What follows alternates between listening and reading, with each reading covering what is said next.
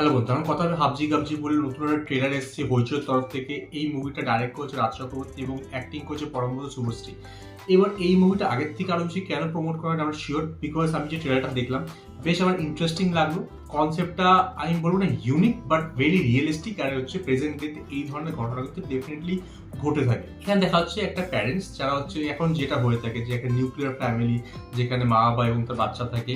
মা বাবা দুজনেই ওয়ার্ক প্রফেশনাল, ঠিক আছে, কাজ করে, নিজেদের জব নিজেদের কেরিয়ার নিয়ে ব্যস্ত, এবং তার বাচ্চা সারাদিন বাড়িতে একা থাকে।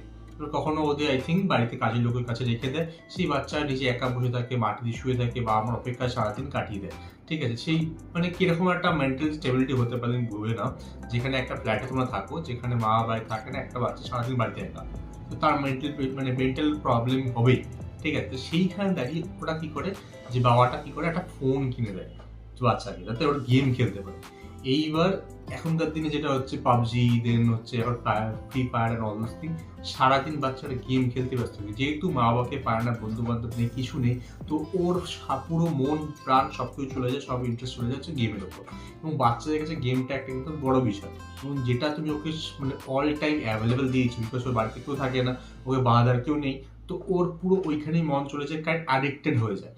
এইবারে এই অ্যাডিকশন থেকে কোন লেভেলে যেতে পারে সেইটা তোমাকে দেখাতে হবে। আর এটা হচ্ছে ব্যাপারটা এরকম, যখন তুমি একটা জিনিসের উপর সারাদিন রাত্রি পড়ে থাকবে না, তো তোমার বেরো মেন্টালিটি ওর ভিতরে ঢুকে যায়। আর বাচ্চাদের মেন্টালিটিটা ওরকমই হয়, নতুন নতুন যা শিখে সেখানে যে ভিতরে ঢুকে যায়, তো ওর কাছে ওটাই রিয়ালিটি হয়ে যায়। এই গেমের মধ্যে ভায়োলেন্স, গুলি গালা করা, লোকে মারা, সেটা কিছু নর্মালাইজড হয়ে যায়। এবং তারপরে সেটার যে রিপারকাশনটা কি হতে পারে সেইটা এখানে দেখাচ্ছে। এবং আগেকার দিনে প্যারেন্টসটা কি করতো, বাবা মা বাচ্চাদের মারতো বা সামথিং। আমরা যখন ছোট ছিলাম বাবা মা অনেক মেরেছে সেরেছে, তাতে আমার কোনো আসে না, ঠিক আছে, মানে যা আছে না বলতে আমার বাবার প্রতি উল্টে বাবাকে মারতে যায়নি বা সামথিং, আমরা নিজেদের ভুল বুঝেছি এবং আমার শুধরেছি, ঠিক আছে। কিন্তু আজকালকার বাচ্চারা একটু অন্য রকম। বাবা মা যদি তাদের গায়ে হাত তোলে, সে বলছে পুলিশকে যায় বলে দেবে, ঠিক আছে, আমরা ভাবনা চিন্তা মারাতেই আসতো না।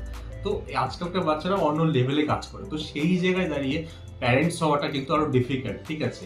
তো সেইখানে আর এই মোবাইল বা এই গেমিং এর অল দোজ থিং যে কতটা হার্মফুল হতে পারে, অতিরিক্ত মাত্রা দেখা যেটা করেই থাকে আজকালকে মা বাবারা, যে বাচ্চাকে চুপ করানোর জন্য একটা মোবাইল ধরে দিল এবং বাচ্চা ওটার মধ্যে ঢুকে গেল, ঠিক আছে। সেটা যে কতটা হার্মফুল হতে পারে সেটা একটা প্রেজেন্টেশন এখানে রেখেছে, যেটা অ্যাকচুয়াল কাহিনীর উপর আই থিঙ্ক বেস্ট করা। সো দেখে বেশ আমার ইন্টারেস্টিং লাগলো। আর এটা কিন্তু এই মুহূর্তে স্ট্রিম হচ্ছে হইচই, তুমি ডেফিনেটলি হইচই থেকে চেক আউট করতে পারো। তো তোমরা এই ভিডিওটা মানে এই ট্রেলারটাকে দেখেছো বা এই মুভিটাকে ডেফিনেটলি দেখেছো হইচইতে, তোমাদের কেমন লেগেছে বা কতটা এক্সপেকটেশন আছে আমার কমেন্ট নিশ্চয়ই জানাতে পারো। আমার সঙ্গে দেখা হবে নেক্সট ভিডিও।